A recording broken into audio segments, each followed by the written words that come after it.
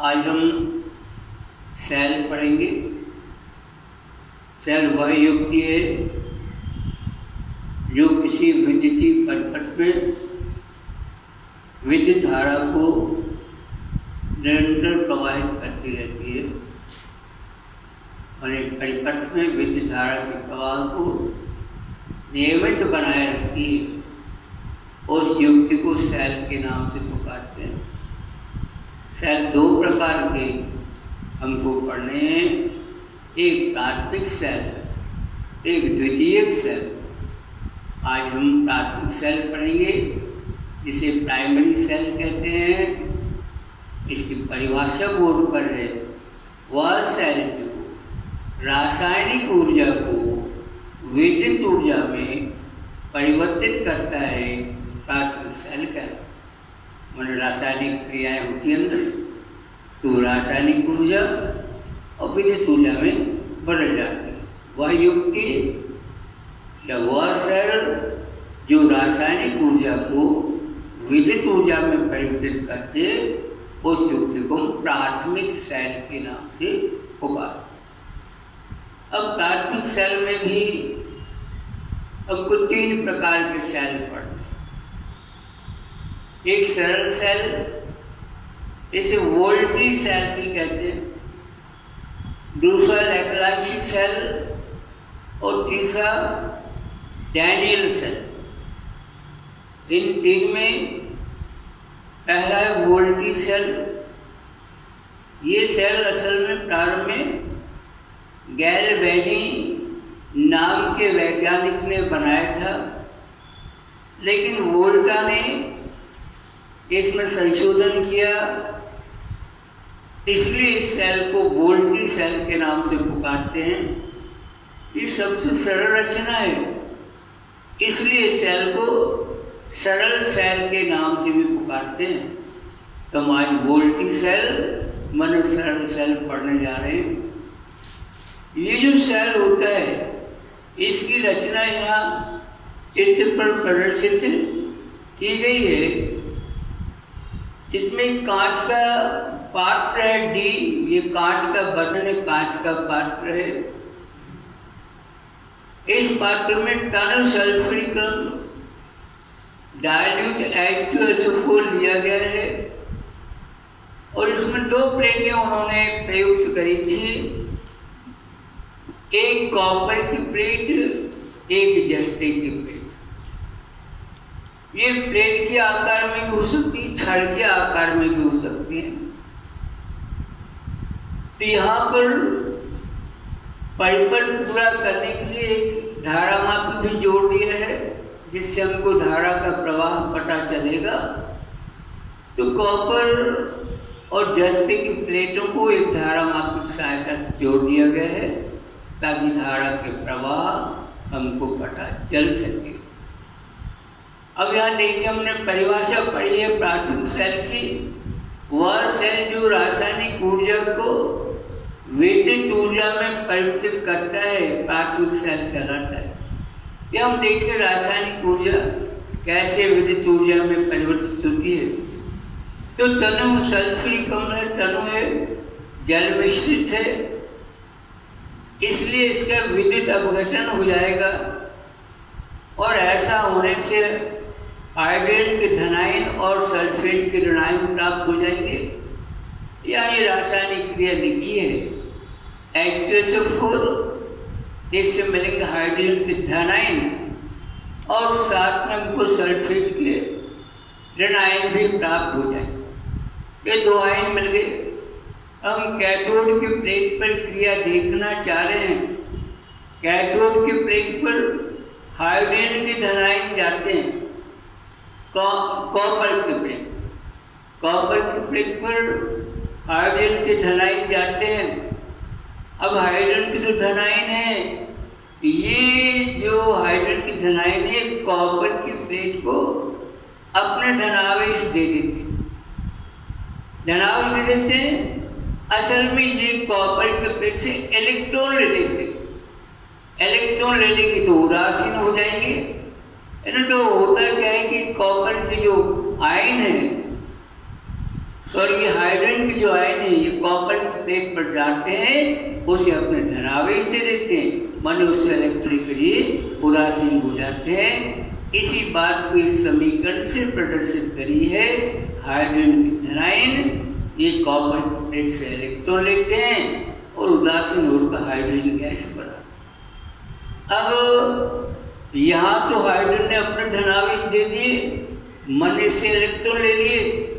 इस प्रकार से रासायनिक क्रिया के द्वारा कॉपर के प्लेट पर धनावेश संचित होने लगे। हम जरा जस्ते की प्लेट की बात भी कर लेते हैं। तो जस्ते की प्लेट पर सल्फेट आयन जाते हैं। सल्फेट आयन, प्रत्येक सल्फेट आयन 2 ऋण आवेश लिए हुए अब ये जाएंगे, तो जाके क्या करते हैं, जस्ते की प्लेट को अपने ऋण आवेश दे देते। ऐसे ऋणावेश ने जस्ते की प्लेट को दे दिए। जब भी अपने ऋणावेश जस्ते की प्लेट को दे देंगे तो सल्फेट मूलक में बदल जाएंगे। समीकरण लिखा हुआ है SO4 और ये ऊपर आयन के लिए ऋण के चिन्ह लगा दिए हैं, 2 ऋण आयन, ये SO4 + 2E, तो SO4 मन सल्फेट मूलक देते हैं। मूलक जो उदासीन होता है और इलेक्ट्रॉन देते हैं। इस प्रकार से जस्ते की प्लेट पर ऋणावेश इकट्ठे होने लगते, इसीलिए तांबे की प्लेट को एनोड के नाम से भी पुकार देते कि धनावेश संचित होने लगे। और कैथोड की, और जो जस्ते की प्लेट है इसे कैथोड के नाम से भी पुकारते हैं क्योंकि यहाँ पर ऋणावेश संचित होने लगे। हम देख रहे हैं यहाँ पर रासायनिक क्रिया के फलस्वरूप कॉपर के प्लेट पर धनावेश संचित हो गए और जस्ते के प्लेट पर धनावेश संचित हो गए, और इन्हें हम जोड़ेंगे तो धारा माने बहने लग जाएगी। अर्थात ये जो इलेक्ट्रॉन है ये जस्ते की प्लेट से चलकर और कहाँ तांबे की प्लेट पर आने लगेंगे संयोजित तार में होकर। जिस दिशा में इलेक्ट्रॉन चलते हैं उसकी विपरीत दिशा विद्युत धारा की दिशा कहलाती है। तो इलेक्ट्रॉन तो जस्ते की प्लेट से तांबे की प्लेट की ओर आएंगे, ये संयोजित तार में होकर, लेकिन धारा संयोजित तार में होकर और कॉपर की प्लेट से और जस्ते की प्लेट की ओर प्रवाहित होगी। तो हमने देखा यह रासायनिक क्रिया हुई है। इसकी वजह से रासायनिक ऊर्जा की वजह से यहाँ पर धनावेश ऋणावेश संचित हो गए, माने विद्युत ऊर्जा संचित हो गई। तो हम कहेंगे रासायनिक ऊर्जा विद्युत ऊर्जा में बदल गई है। ये अपने सरल सेल या वोल्टी सेल के बारे में कुछ जानकारी हमने करी है। अब यहाँ देखिए अपन ये जो सल्फेट मूलक है जो जस्ते की प्लेट पर इकट्ठे होते हैं, ये सल्फेट मूलक जस्ते की छड़ से क्रिया करके जिंक सल्फेट बना लेते हैं, और जिंक सल्फेट बनने की वजह से जो जस्ते की छड़ है ये घुलती चली जाती है जिंक सल्फेट के रूप में, ये लगातार घुलती चली जाती है। ये हमने सरल सेल या वोल्टी सेल की क्रिया पढ़ ली है। ये जो सेल है इसका विद्युत वाहक बल, इसका EMF 1.08 वोल्ट होता है। सरल सेल है, इसका विद्युत वाहक बल EMF 1.08 वोल्ट होता है। ये प्राथमिक सेल में जो सरल सेल है इसका कार्य।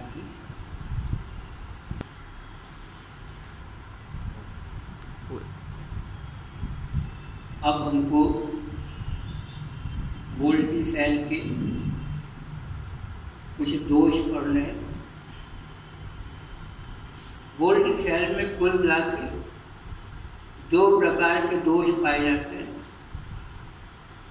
एक को ध्रुवण के नाम से पुकारते हैं और दूसरे को स्थानीय क्रिया के नाम से पुकारते हैं।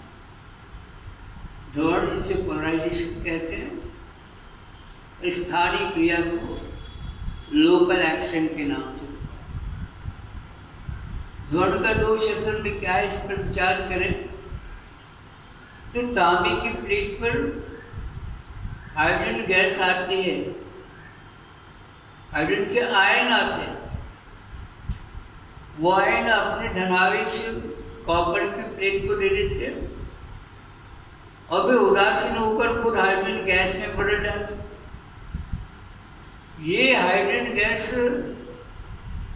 कॉपर की प्लेट पर बुलबुलों के रूप में जमा होने लग जाते हैं और जब ये जो बुलबुले हैं पूरी तरह से और कॉपर की प्लेट को आच्छादित कर लेते हैं, पूरी प्लेट की पूरी सतह पर जमा हो जाते हैं, तो अगले जो आवेश हैं धनावेश हाइड्रोजन के वो प्लेट तक नहीं पहुंच पाते हैं, बुलबुलों पर रह जाते हैं। बुलबुले विद्युत के कुचालक होते हैं, इसलिए जो अन्य धनावेश हैं जो बुलबुले पर रह गए हैं ये कॉपरिकल प्लेट से ऋणावेश में इलेक्ट्रॉन ग्रहण नहीं कर पाते। इस प्रकार से धीरे धीरे ये क्रिया बंद हो जाती है और परिपथ में धारा प्रवाहित होना बंद हो जाती है। ये जो बुलबुलों का आच्छादित हो जाना है हाइड्रोजन के बुलबुल, इसको हम ध्रुवण के नाम से पुकारते हैं, पोलराइजेशन के नाम से पुकारते हैं। ये जो ध्रुवण का दोष हुआ, अब दोष का निराकरण देखें, कैसे इस दोष को दूर कर सकते हैं। इस दोष के निराकरण की 3 विधियां हैं। पहली यांत्रिक विधि, दूसरी रासायनिक विधि और तीसरी विद्युत रासायनिक। पहली यांत्रिक विधि की चर्चा करें तो बिल्कुल आसान बात है। ये जो तांबे की प्लेट है जिस पर हाइड्रोजन गैस बुलबुले के रूप में आच्छादित हो गई, इस प्लेट को हम सेल से बाहर निकालते हैं, ब्रश से हाइड्रोजन के बुलबुले साफ कर देते हैं और इस प्लेट को दोबारा से सेल में लटका देते हैं। ये जो विधि है इस विधि को यांत्रिक विधि के नाम से पुकारते हैं। अब यांत्रिक विधि के बाद दूसरी रासायनिक विधि। यद्यपि यांत्रिक विधि सरल है लेकिन बार बार इसको निकालें, अपन कॉपर की प्लेट को बार बार साफ करें, बार बार सेल में डालें, ये श्रम साध्य भी है और उतना व्यवहारिक भी नहीं है। इसलिए अन्य विधियों का प्रयोग करेंगे हम। दूसरी विधि ध्रुवण के दोष को दूर करने की रासायनिक विधि के नाम से जानी जाती है। हमको ज्ञात है कि हाइड्रोजन के बुलबुले, हम कुछ ऐसा करें कि हाइड्रोजन के बुलबुले कहीं से ऑक्सीजन प्राप्त करके वो पानी में बदल जाए। अगर ये बुलबुले यहाँ से खत्म हो जाएंगे, मन ध्रुवण का दोष समाप्त हो जाएगा। ये जो दूसरी विधि है जिसे रासायनिक विधि के नाम से पुकारा है, इसमें यही करते हैं। इस विधि में हाइड्रोजन के बुलबुले वाली प्लेट को किसी ऑक्सीकारक पदार्थ जैसे मैग्नीज डाइऑक्साइड से घेर कर रख देते हैं। ये जो ऑक्सीकारक पदार्थ है मैग्नीज डाइऑक्साइड, ये ऑक्सीजन देता है। वो ऑक्सीजन बुलबुले की हाइड्रोजन से क्रिया करके उसे पानी में बदल देती है। ये हाइड्रोजन के बुलबुले जल में बदल जाएंगे, माने दोष दूर हो जाएगा। ये जो विधि थी जिसमें हाइड्रोजन के बुलबुलों को ऑक्सीकरण करके जल में बदला जाता है, इसको हम रासायनिक विधि के नाम से पुकारते हैं। रासायनिक विधि हो गई। एक और विधि हम पढ़ेंगे, इसे विद्युत रासायनिक विधि के नाम से पुकारते हैं। विद्युत रासायनिक विधि में भी करते यही हैं। जैसे भी हमको हाइड्रोजन के बुलबुले हटाने, यांत्रिक विधि में ब्रश से साफ करके हटा दिए थे हमने। रासायनिक विधि में मैग्नीज डाइऑक्साइड से ऑक्सीजन ले ली थी, वो ऑक्सीजन हाइड्रोजन की क्रिया होकर पानी बना था तो हट गए थे हाइड्रोजन बुलबुले। तीसरी जो विधि है विद्युत रासायनिक, इसमें हाइड्रोजन के बुलबुलों को किसी अन्य यौगिक में बदल देते। अगर हाइड्रोजन के बुलबुले खत्म हो जाएंगे, किसी यौगिक में बदल जाएंगे, तो फिर से ध्रुवण का दोष दूर हो जाता है। तो तीसरी जो विधि है जिसका नाम विद्युत रासायनिक विधि है, इस विधि में हाइड्रोजन गैस को किसी अन्य यौगिक में बदल देते हैं। इस प्रकार से ये 3 विधियां हैं जिन विधियों की सहायता से हम द्रवण के दोष को दूर कर सकते हैं। रासायनिक विधि लैकलांश से हम आगे पढ़ेंगे, इसमें रासायनिक विधि का इस्तेमाल हम करेंगे और बाद में हम जो है डैनियल सेल पढ़ेंगे, उसमें विद्युत रासायनिक विधि का इस्तेमाल करेंगे द्रवण के दोष को दूर करने के लिए।